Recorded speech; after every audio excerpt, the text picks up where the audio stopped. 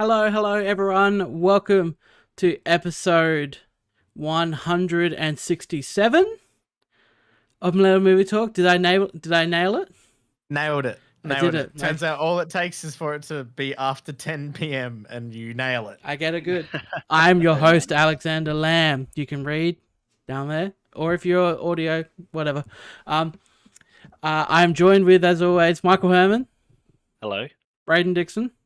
Hello. And Christian Bianchini. Nope. It is. Bear in mind, everyone, this is a late episode tonight, so you're not going to get a big chunky one, but you get one however long we want to go. The energy levels are all over the place.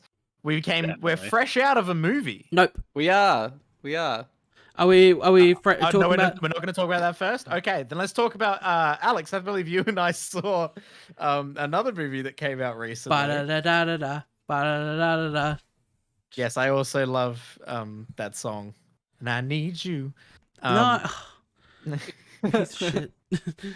Prey, the latest Predator film, I guess. Film. Predator? Yeah. I Predator? think it's a movie. I believe it's a movie, but like it is certainly a movie. But like yeah, I guess it's a prequel to Predator. In a sense, just because of like how time works. Anyway, so basically this is set in 1719 in Comanche times, and it is about a Native American girl. I can't remember her name exactly, but the actress that played her is incredible, even though she looks oh my god, good. She looks exactly like Aubrey Plaza.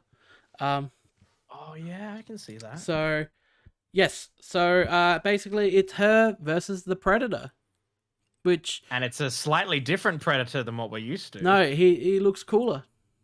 It looks way better. He doesn't have the metal crown, the metal face mask. He's got a bone face mask. Okay. The character's name was Naru. Naru. And it is Amber Midthunder. She looks exactly like Aubrey Plaza, Braden. I can see it. Yeah. That's the Comanche girl. Casting for this movie was fantastic. Awesome. Oh, knocked it out of the park. We love the casting for this one. I just want to get some... Braden, talk about your experiences with Prey. My experiences with Prey was I sat down and I watched it and I enjoyed it. I gave it a good score. And I was saying to both Michaela and then Alex before the movie today, man, the only thing that could have given this movie a high score, in my opinion, is if it was all done in Comanche. Because like I found it weird that they were speaking English, and I think it would have been really bold if they had decided to actually just do the film in Comanche with subtitles. And then Alex told me that is a thing that you can do. Mm-hmm. It is actually a way to watch the movie. And I feel like I kind of have to give it a 4.5 instead of a 4 Here now. it is, the Comanche version. Because like, I'm 100. Like, I need to watch a clip of it at least. But like, Disney won't let me do that, Braden. No, they won't let you do that. But you watched it in that way? No. No.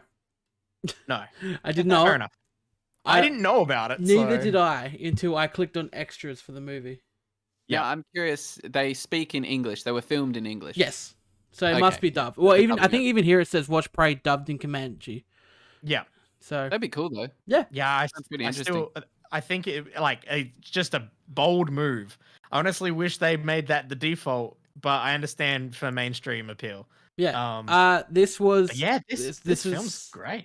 Fantastic. It is a solid Predator film.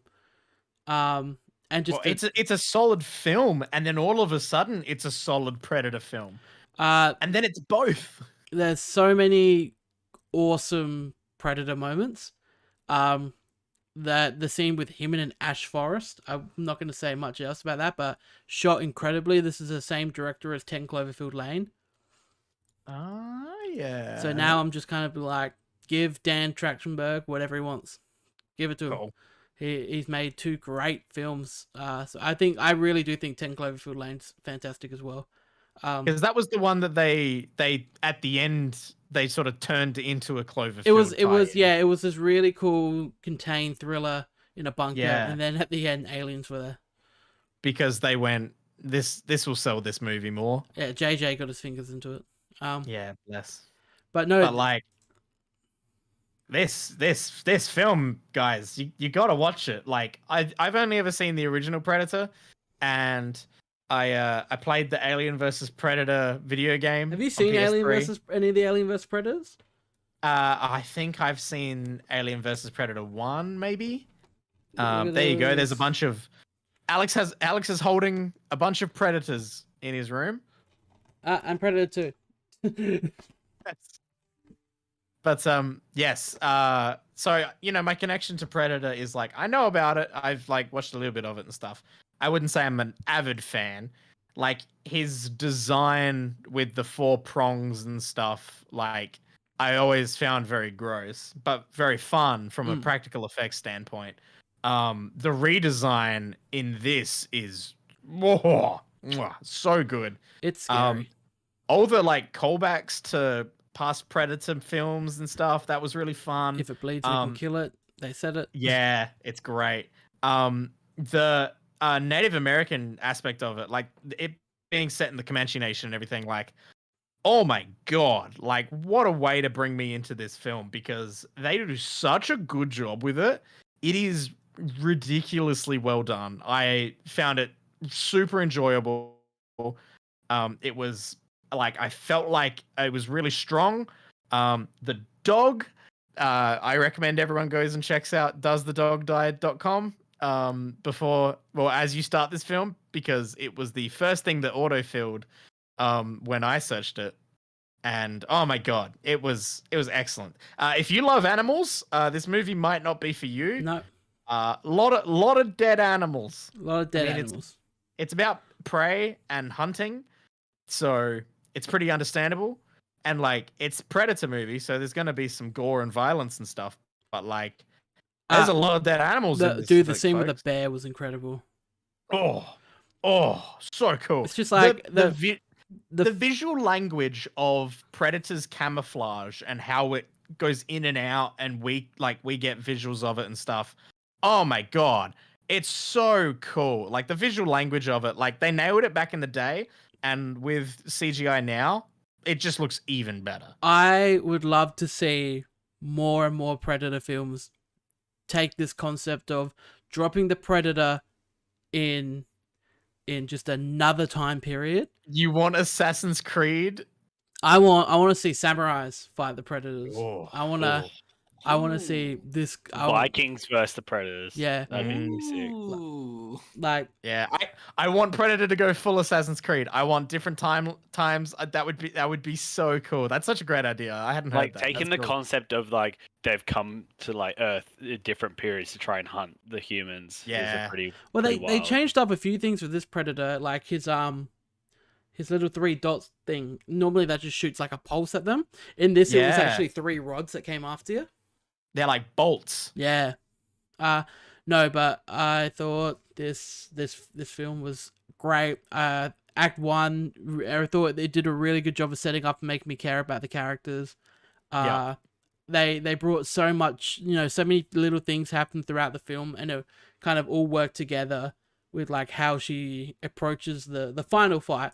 Because there's always like, she's so smart and adaptable. Mm-hmm. There's always just there's always a final confrontation at the end of a Predator film. And I thought that the way they used so many callbacks of things that happened throughout the film was just really smart and like really fun to watch in the end of this film. It was really good and really empowering as well. Like I thought it did an excellent job in that regard as well. I thought she was great. I thought they all were great. I cared about the characters. I cared about her. I cared about the dog. And her brother and her dog. Yeah. Like, oh my god. There's this great scene in the beginning where you kind of get introduced to like the Predator first, where a snake attacks a squirrel, and then you see the Predator skin the snake, but you see it through his camouflage body, so everything's all distorted. It's really cool. The visuals, like what they're able to do with the visual language that they designed for that first Predator film, and how they've gotten so imaginative with it, and they just play with it in these incredible ways to watch on screen. Oh my god, yeah, I can't recommend it enough. If you can get through the dead animals. Yeah, but yeah, I gave it a 4, and then I found out there's a Comanche version, so I probably have to give this a 4.5. I loved this movie. Yeah, I'm gonna watch it again. I'm really, really excited to give it another rewatch with the Comanche version, because I had a friend that watched it twice with both versions, and he said the Comanche version is so much better. Cool. So yeah. Well, everyone, we can talk about the other movie that we can all join in and talk about now. Yes. Welcome, everyone. Wake up, Michael and Chris. I'm here. Oh, we're here. All right. We're here, and we are here to talk about a film that came out in the States a little while ago. Yeah. But we finally are getting over here in Down Under. That's Prey. No, Prey. That is Prey. We got Prey. Nope. Nope. That is Jordan Peele's Nope. Nope. Yeah. We like Nope. Where do we begin? We like Nope. Where to begin? So we don't really want to spoil. Don't want to spoil too much. For Australians, we don't really want to. Yeah. For Australians, we don't, and we have Australian listeners as well, so we don't really want to spoil stuff. This film is such a good homage to so much old film. This movie gave me Signs in the 21st century.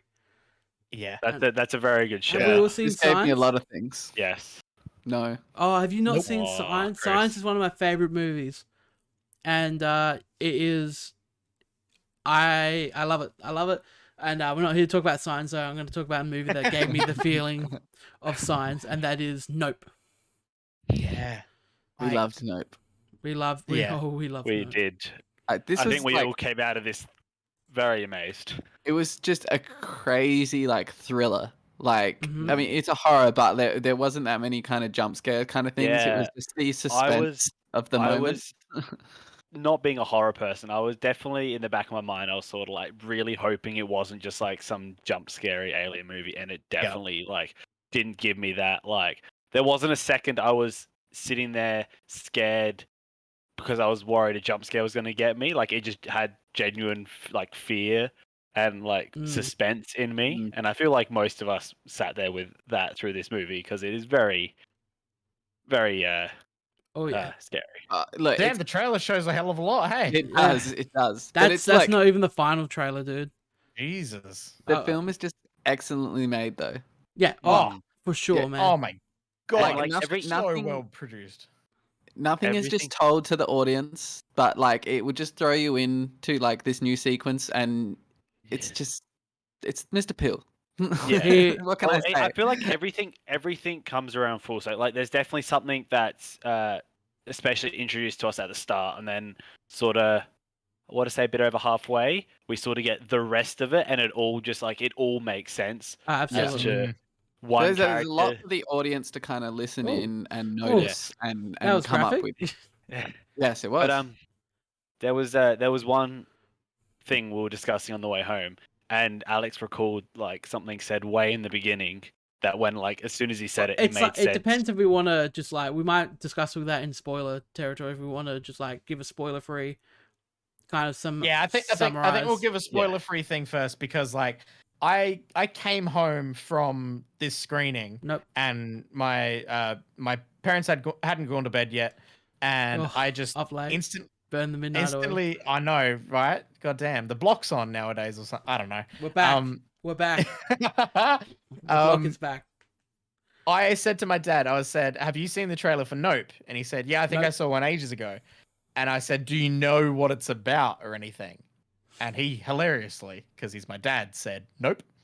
And I said, "My God, keep it that way, because this film is my dad's type of film 150%. There are I don't want to spoil it for him, but oh my God. There are sequences in this movie that made me feel things that horror movies not made me feel in a very long time.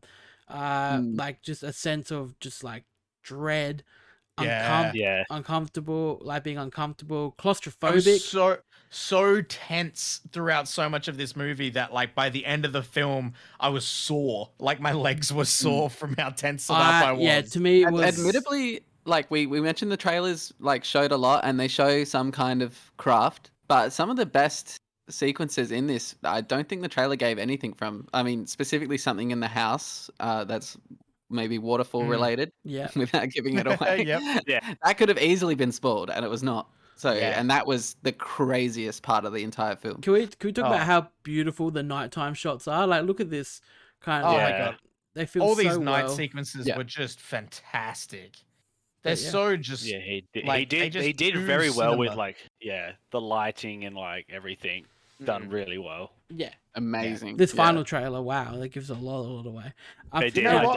I did watch it when I got home, and I was like, oh boy, these trailers show so much. Yeah, look, I think this Jordan Peele guy might have legs. I think he might be going places. 3 for 3 at the moment. That's crazy. I haven't seen all of his movies. Other than Choppy, has any of the other two seen all 3 of his movies? Now there's Get Out. Yep. Then there's Us. Oh, I haven't seen Us. So I haven't seen Us because it looks too scary for me. So I think this is better than Us, but it's not quite to the Get Out level. You answered the question I was literally about to ask you. Where would you rate this in his 3 right now? So to me it goes Get Out, nope, Us. Us is still great though. Everyone should watch Us. Now the lead in Get Out and this movie, Nope. What's his name again? Daniel Kaluuya. Is he in Us or no? Okay. No, he's not in Us. Winston Duke is in Us. He's the male lead. Who's Chris? You wouldn't know the name, but Braden, I think you would. No, of course not. Yeah, I love Winston Duke. He's what a dish. I keep forgetting, like it always throws me back. Like I always hear the name Kiki Palmer, and I just like always go back to like Kiki. Disney Channel vibes, and I forgot that was her a couple of times. Yeah. Nah, I thought everyone knocked it out of the park in this film. It's nice to see Steven Yeun doing great things. I love Steven Yeun.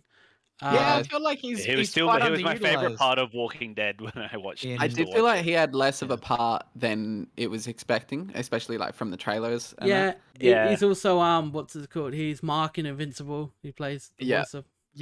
So I feel like they lent on Steven Yeun being in it, but like on the poster they really should have used the Fry's Electronics guy. Oh my god, Angel! Angel's great. Yeah. Honestly, really, he's I don't know. I think is the third character, not this other guy.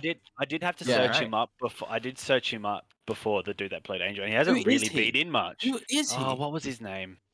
Good on him. If he hasn't been in much. His name is Brandon Barrera. Okay. Like literally, he's been in there he is. American Insurrection. Yeah, he's great in this. But yeah, no, this. What can I say about Nope? I'd probably give it I reckon I'm leaning on a 4.5 out of 5 at the moment. I thought it was 4.5. great. Definitely one of the best horror thriller films I've seen in a long time. And for a 2 hour and 10-minute film, it was pretty good. Yeah, I mean, honestly, like it's a great film outside of like just being scary. Yeah, like it had me glued cinematography the entire time. Like concept cinematography, great. But also the concepts and themes it's kind of flashing in throughout the film because we've got this whole second kind of story. The screenplay of this film, like, god damn, they did some incredible stuff. I mean, when you see it, you'll know. But any of the monkey stuff, it's just coming in and it's how it's connecting. Your mind is working every time you see it because you're just like, what? Yeah. And it's fantastic. It's fantastic. It's great. Yeah. We love Nope. Everyone, please go check out Nope as soon as you can. That concludes. Does anyone else have final thoughts on Nope before we go into spoiler? I was just gonna 4.5. Yeah, a 4.5. I think 4.5. It plays with like it balances really well between like the comedy, the thriller, the homages to like Western and sci-fi. I think it does. It balances all that really well. Like none of the comedy is forced. It all's like situational and sort of comes from like chemistry between some of the characters. Yeah. And it feels real. It's from their personalities. It's not them doing jokes. Yeah, absolutely. Yeah. Absolutely. All right, everyone. If you don't want Nope spoiled for you, be gone. Are they gone? They're gone. Blood on the them. house. Blood pouring. I immediately put it out of windows. the video, but look, it's in the trailer as well. Oh, that sucks. Oh, you can't really tell what's going on there, can you? Oh, There you go. can. Well, they show a lot of the cinema, like the cinema dude, for the fact he wasn't in it, like a huge. Yeah. They even just showed the photo, like the climactic scene there. They showed her taking the photo with the. Well, Oh, did they?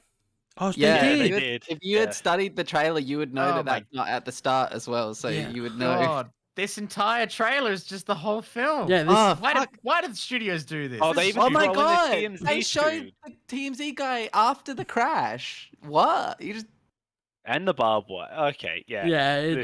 There you go. Really into Jordan Peele, and you were like combing these trailers. That would ruin the film for sure. Also, this is kind of unforgivable. Them putting this part here when they look at each other like that. Come on. Yeah. God damn. If you watch that trailer, that ruins as long as they don't show the bloody thing tilting to the side. Come on. Oh, that shot's fantastic. Yeah. Great shot, but don't put that in your trailer. Yeah. I want to say like all the CGI this is just stuff. us ripping into the trailer. Yeah. All the CGI for the like the ship and stuff was like really well done. Fantastic. It could have like, especially in like those sort of shots where it's like real up close and stuff. I feel like it could have looked a bit shaky. It looked really good. I just realized they turned. Sorry, I just realized that they flipped the script on it being a sci-fi horror, being that idea of like a UFO being abducted, and they flipped it and made it a monster movie. That's true. It's a beast, and they're kind of think about that. Less intelligent. It's not so intelligent, like in its actions. It's acting on instinct and stuff. Yeah. I want to talk about how you have two different characters with OJ and Steven Yeun's character, and how like they're both their approaches to the monster or alien are. Yeah, I like and how we just cut in halfway into Steven Yeun's story with it. Like we're watching him from the start, but then. Yeah, as that's unfolding, you're realizing how deep the lore kind of already goes, and he knows about this thing. You've got OJ who respects and when thinks about animals and like he talks about how you can't control it. There has to be like a agreement in terms with like a predator. Where you got Steven Yeun who thinks he can control and tame and control them. Where you got those two conflicting... Because the monkey spared him. Which is also what you see in their experiences with animals in Hollywood. Yeah. Because Steven Yeun saw them try to tame this quite wild animal in the chimpanzee. Whereas,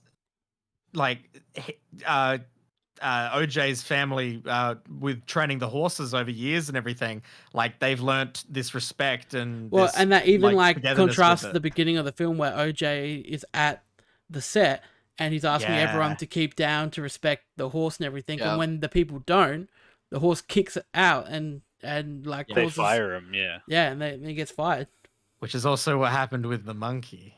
Yes. Can I just say I love the monkey story, oh my god, the B plot of the chimpanzee story is when we bring in Steven Yeun's character and he's obsessed with it because he's got all the memorabilia. He's got a secret monkey room, right? Yep. He's even got her creepy shoe that was left. Yeah, I know. Oh, that's standing up really weirdly also. The unnatural shoe standing. Oh, it's so unsettling. Everything with the monkey, I just love how they bring it in, and it's just this super weird thing that he's obsessed with, and you don't know how it's connected. And when you finally know, it was just like so good, amazing. It was euphoria in your seat when it all comes together. There's just so many little things that thinking about the movie, like even on the car ride home, where opening shot of the film, opening section of the film, you hear over the radio, hikers have gone missing. We know why now, the alien. Yep. And then I love the scene where Daniel Kaluuya first goes out to investigate why one of the horse runs off, and you can it's from a big distance, but you can see Steven Yeun doing his thing with the lights. Yep. Where he's testing it. Yeah. And then it comes close so that the lights go out, and then the lights come back on when it goes away. It's the first time Daniel Kaluuya sees the alien in the ship. So cool. Because he follows it with like the power lines, because the red lights go out as it moves along as well, all the way from Steven Yeun's thing. So much good visual language in this film. Yeah. And like back to the hiker thing, that's like obviously where all the stuff that killed the dad came from, because they're the hikers. And and then you've got the fact that like even the first conversation Daniel Kaluuya has with Steven Yeun, where he maybe mentions about buying his horses back, and Steven Yeun clearly just moves on from that real quick because the horses are already gone. Yeah, he takes dead horses back. Yeah, he takes advantage of the fact that like the sister won't like be quiet to like avoid the whole conversation. And then the thing that he offers him in the end that we don't see, but he mentions afterwards, is that he offered just to buy the whole ranch. Because that's where the monster was hanging out. Yep.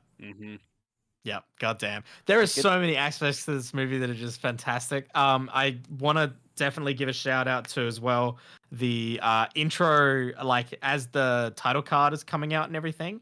You think it's just this strange visualizer thing, but that's actually the inside of the alien, which we then see later on in one of the most horrific scenes in the entire film. And also the fucking incredible fake out of the costumed kids. Oh, the costumed kids, great. Oh my god, I was shitting myself.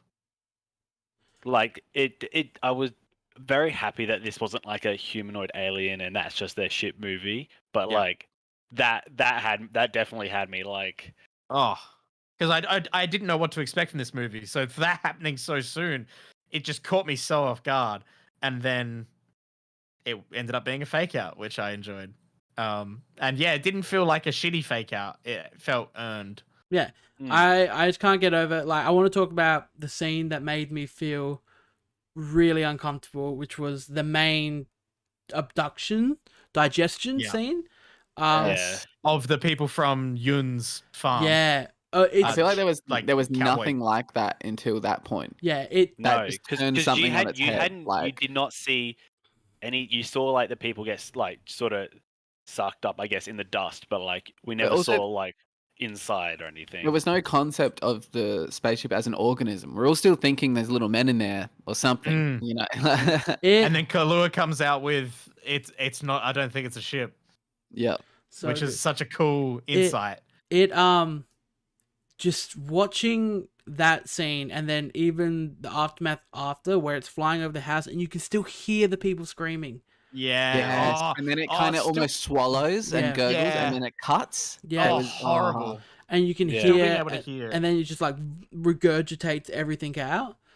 Yeah, but like even now recalling that, like every single time it has like flown over, like even at the start when it comes to the dad, they hear it. They hear the faint screams, and then it goes quiet, and then the stuff falls. It's the horses as well. Yeah, they're hearing the horses make weird noises, and it's because it's the horses that have been. Oh man, so good. So good. I'd like to see that slimy clip again of the digestion to analyze. Oh, just the people going up. So it's like they were getting like pushed through like by a muscle. You're following them, and then there was like a mouth. You're following them getting pushed up and through, and then they just hit other dead, decaying bodies in there, which is just terrifying. It's like they were going to be like slowly digested or something. Yeah, it's the fact that like and there was like clearly a passage of time after they were taken up to when it attacked the house, and you can still hear them screaming. Yeah.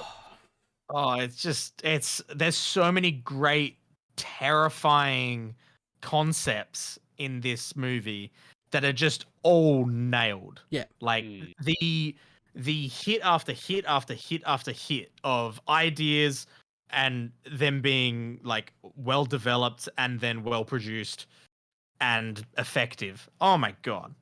Stupid. And then the final sequence is just bonkers and awesome. Yeah. It's the thing unfolding.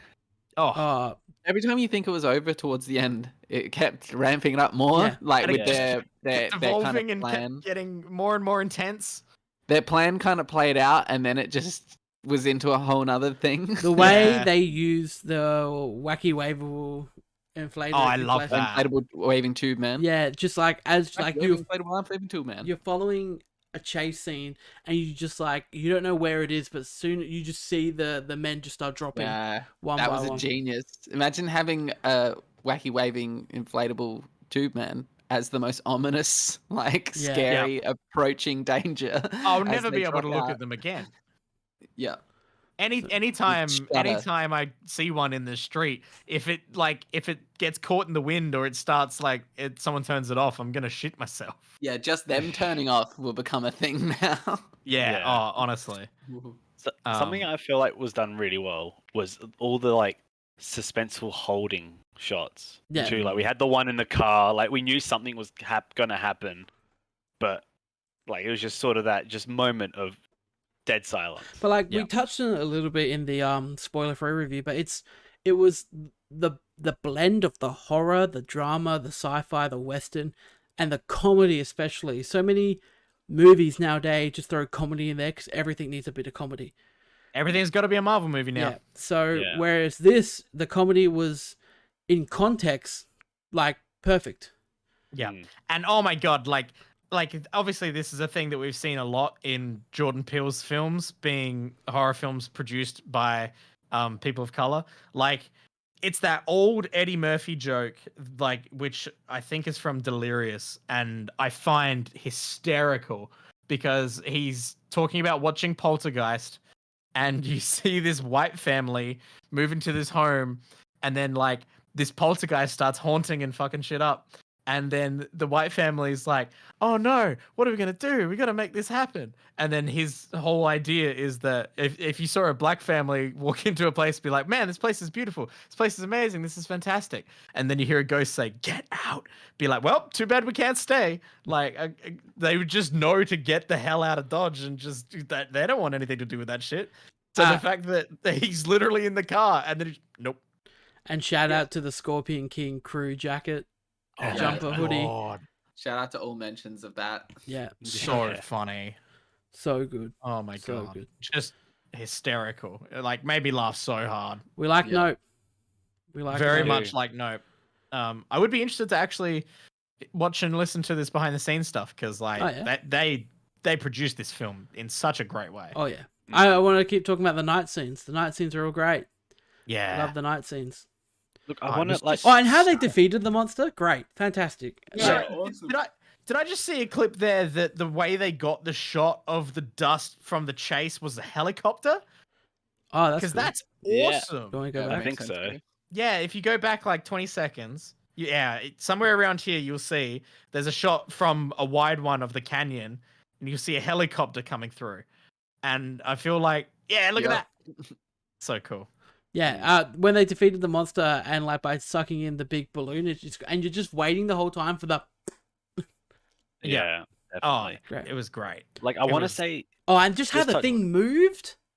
Just so smooth. It's just so smoothly like gliding through the everywhere. air. Like it wasn't this idea of like the UFOs that like sort of just zip like sort of in weird diagonal, like it moves so smooth and like glided around. It was like watching Tom Cruise in an F-18. It was just like it was beautiful. It was beautiful. Yeah, and like just in the way that its visual language was very much like old school UFO, but then completely evolving past that, like and definitely developing it, and so it was just this monster, and it was terrifying. Great! This film was fantastic. Crazy good. I'm very excited to watch. Unfortunately, we saw it on rather pretty small, shitty cinema. No offense. Yeah, it's a pretty shitty. Thanks, Universal, for sending us to Nope. Love the film. Fantastic. One of my favorites of the year so far. Choose a better cinema next time for a film this good. It did. It got shafted by the cinema already. So I'm very excited. A bigger, better screen. Very excited to go see this on a bigger screen because I think I will go see this one again. Yeah, it's definitely a movie I reckon I'd see again. I cannot recommend it enough. I'll be recommending this one to a lot of people. I need to watch Bullet Train again first, though. I need to watch Bullet Train, period. I was gonna say, did you see it? No, I didn't see Bullet Train. Okay. I heard. I'm interested to hear how that is. I've heard it's fun, and all I want it to be is fun. Yeah, the review that looks I like heard all it needs to be. Was that it's kind of like Lock, Stock, but on a train. Lock, Stock, and train wheels.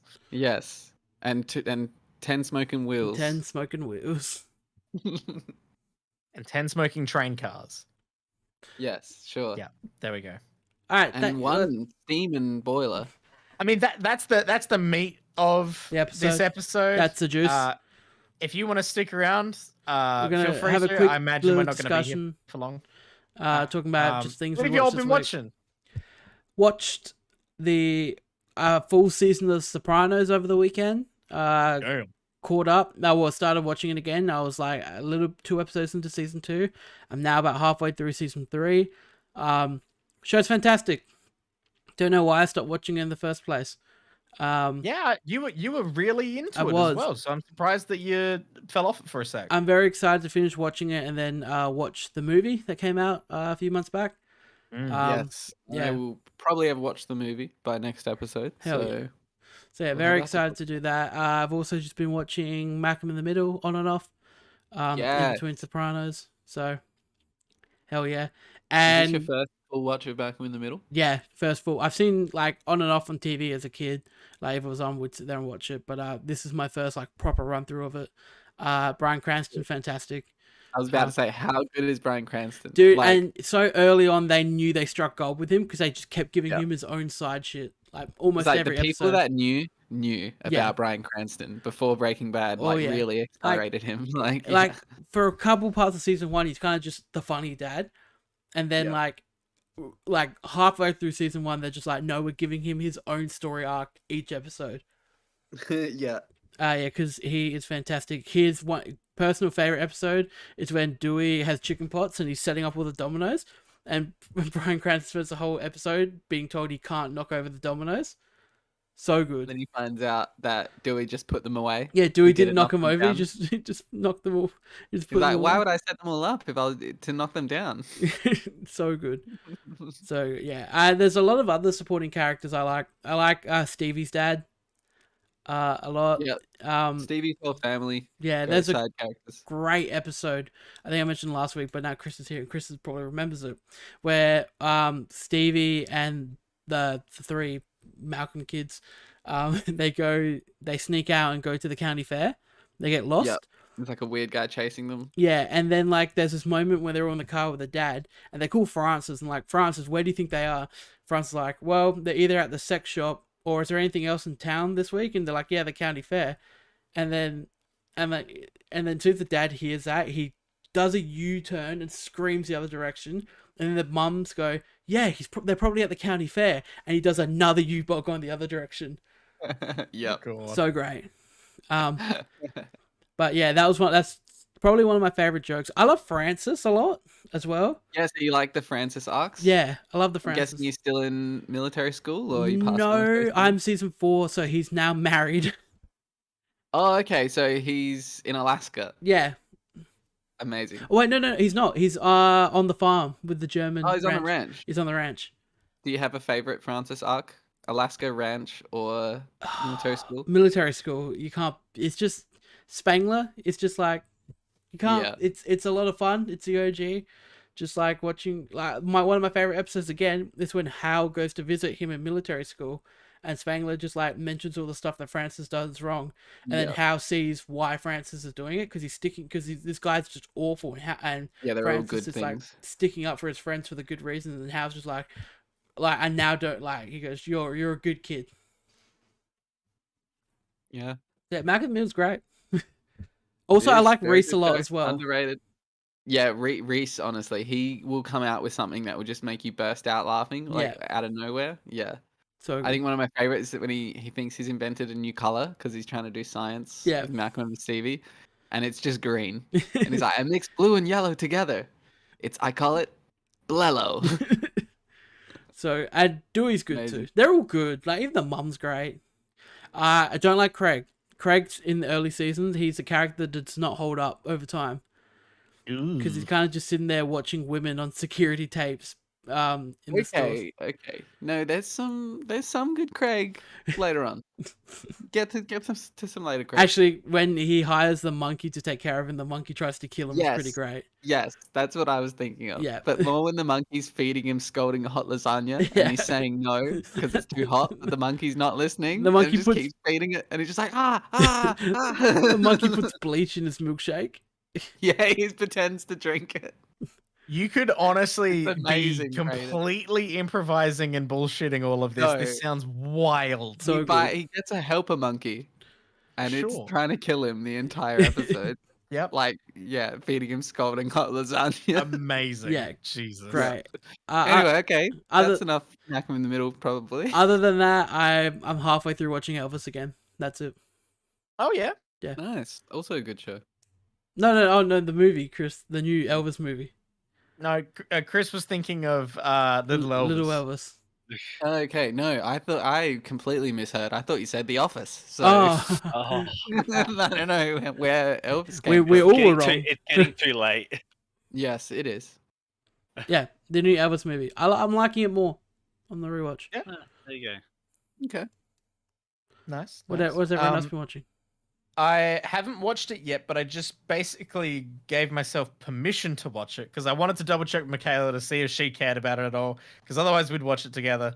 But she said she has basically zero interest in it, so I'm gonna check it out. Is the Sandman over on Netflix? Oh yeah, The adaptation of the award-winning Neil Gaiman comic book. okay. And everything I'm hearing about it is very good. And I've never read the comic book, so I'm actually just going to give it a go. One article I saw about it was actually saying that it's the best advert for the graphic novel possible. Okay. Because basically you watch the show and you enjoy it, and then you're like, I want to read more about this world. And then you go buy the graphic novel. And then you So- enjoy it. Yeah, and then you enjoy it because it's more and it's different and it's the original. I But feel yeah, like this this show has the like Neil Gaiman seal of approval. Like he fully approves it. I feel like So- Matt Smith should be playing this character. Of dreaming, What yeah, dream, the, the skinny guy. whoever this is. Yeah, I feel like skinny this guy. should be Matt Smith. Oh, you want it to be Matt Smith from Morbius? Yeah. I want to watch From Morbius, by the way. I Morbius. still have not Yes, seen Morbius. that's what he's remembered for. Okay, we should definitely. We need a movie night. We need to watch Morbius, and we need to Yeah. watch all three Stuart Littles. It's Morbin time, It's even. more than time. Melbourne time. Has anyone else watched anything? Just been blasting through Ted Lasso. I think I've got a couple of episodes left, and then obviously Suits when I've been with Gemma. So I think we Nice. just finished season 4. I've seen that people want believe. Ted Lasso for that new Multiverses video game. Do Warner Ted Brothers have rights to that? Yeah, because it's all HBO and stuff. So But they've got nah, like, Ted Lasso's Apple TV. oh, Apple owned Ted. Okay, I thought I saw people When's saying they wanted Ted new- Lasso in it, but maybe not. When's the new Ted Lasso, Alex? I think later this year. It's the last Ted Lasso too. That's pretty Are they good. only doing 3 seasons? Yeah. 3. I'll yeah. have a quick look if it says anything. About Nah, I think stuff's coming out. They're still working on it, so I don't think there's a release date yet. nothing on saying anything about season 3 yet. I don't think. Did you hear, Braden? Did you hear I'm gonna Sonic have to 3 got rewatch. a? Did you hear Sonic 3 got a 2024 release date? Oh wow, okay, Yeah, so- they're pumping that one out quick. Sonic 3 and Avatar 3 will be coming out the same holiday season. Oh my god. I will definitely see one of those movies. I might see the other one. Yeah. Oh, And I'm definitely going to see Sonic 3. I know which one that is. Sadly. Oh, bless. Chris, your picture image on the show this week is completely Polar opposites. unrelated to anything? Solar Opposites Season 3 has arrived, and it's pretty funny. So I've seen the first half of the season, probably, and the episodes are stronger than Season 2. Okay. So, yeah, Nice. Very Great. excited to give it a watch then. Great. Some very funny episodes. This one involving a train where the main character, I can't think of his name because we know how great I am with names. He is Justin trying to Roiland. find. So he's the one that hates humans, and he's trying to find new hobbies. Whereas Terry, the one that loves human pop culture, just basically every time he tries out a new hobby, Terry is there and dominating it. And he finally finds himself doing like managing a miniature railway set because that's the only thing he can do that Terry doesn't steal. Oh my god. And yeah, Great episode. I love it. Very nice. Oh, quickly, do we hear about, just to throw it in there for news, Batgirl got cancelled. Even though they filmed it. I saw some sad tweets about that. Even though it's finished. Like, it's I've been seeing that. It's in post-production. They filmed all of it. Yeah, it was getting cancelled. Wasn't it just... Guess what else? It was so bad? No, it got cancelled because HBO... So, quickly to talk about this, Warner Brothers is basically scrapping everything of the DC universe and basically continuing only... They're kind of having Black Adam be the start point of the new DC universe, and they're only really keeping Black Adam, Aquaman, and Shazam. Yep. To be fair, Shazam isn't even confirmed for that. So at the moment, we know they're definitely keeping Black Adam and Aquaman. Yep. Okay. It's a wild time over there. Yeah. They've so since their merger, they are really pushing DC in a different direction. They're focusing on making quality content now instead of they claim they're not releasing anything. Money. Well, so partly that, and partly also, I feel like they were in such a rough spot where they just didn't have any set out plan at all, which could also be fine. But now they want a Kevin Feige. Well, they have announced that they assembled a team. They've assembled a team to plan out the next 10 years of DC movies, and they're heavily following. I believe you're actually meant to say they've Justice Leagued a team. Yeah. Yes. Otherwise, it's properties. But basically, what they've done is they've cancelled Batgirl, and then they also scrapped the sequel to Scoop, which was almost finished, and the composer had booked and paid for. Well, like everything was booked and paid for the composer to come in yesterday or today with the orchestra. Yeah, and record the score. And the composer just went, "It's already paid for. We're doing it anyway." And so they just did it. Nice. Damn. But yeah, release the Scoob 2 soundtrack. Yeah, so with that, basically what this means is that what apparently is the go is that Warner Brothers are gonna write down Batgirl and Scoob as a tax write-off, which means if they put it as a tax write-off, it legally can never be released. Yep. Oh, it's insane. So, and the directors came out and they shared an image of her with Michael Keaton. Man, I swear to God, this is the weirdest decision. Well, have you heard that they've been flip-flopping on The Flash, where originally... whether or not they're going to release it? Well, I'm pretty sure originally Michael Keaton was the main Batman, and then Ben Affleck was a cameo. Then they swapped it to Ben Affleck's the main Batman, and Michael Keaton's a cameo. And then they swapped it back to Michael Keaton being the main Batman, and Ben Affleck being the cameo. Because apparently Ben Affleck's just back as Batman now. Yeah, because he's in Aquaman. He's in Aquaman too. Well, he must have heard somewhere that all this stuff was going to happen and that they were keeping Aquaman. So Ben Affleck's like, fuck me, I need a paycheck. Also, and just to end the last bit of news tonight. Flash star Ezra Miller has been charged with felony burglary. Oh my! Surprised it's burglary. Yeah, right. Not all the other things. Multitude of other stuff. Assault. Yeah. Grooming. He did false imprisonment as well. Mm-hmm. So yeah, Ezra Miller, you're a piece of shit. If we ever see The Flash, I will be surprised. That one's too expensive to be a tax write-off. You think? Hey. Oh, also Joker 2 got confirmed. Gaga and even a little teaser trailer. Gaga and Joaquin are 100% in it, and it got a release date for 2024. Yeah. Wow. Or 2023. Right. No, 2024. Pretty wild, to just come straight out like that. Yeah, crazy. And that doesn't even go with DC's current Warner Brother Discovery. No, neither does neither does the Batman. But I think they're just gonna keep doing. True.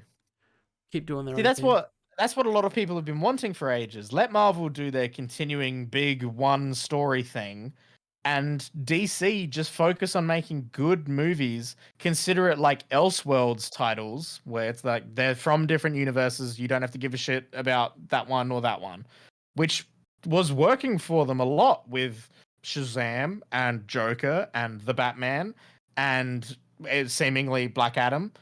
And I would love to see DC focus more on that, but instead they're like, nah, we're going to do a Marvel. We're going to make an MCU.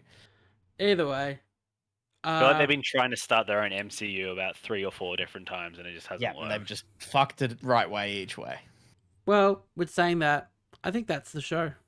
We were gonna go straight into I'm Alex. Well, also rest in peace, Olivia Newton-John. That was a sad one to wake up to. Yeah, that was a sad one. Rest in peace. Yeah. But yeah, check us out on that. Well, first of all, that's been episode 176 of Millennial Movie Talk. 67, whatever. That's the show. If you want to check out on more stuff we do, if you're on YouTube already, just click whatever and check us out all of our backlog of podcast episodes on Spotify, iTunes, and that.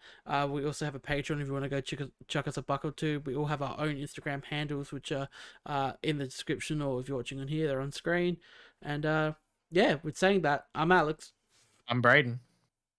Christian. And I'm Michael. And we're out of here. Good night, everyone.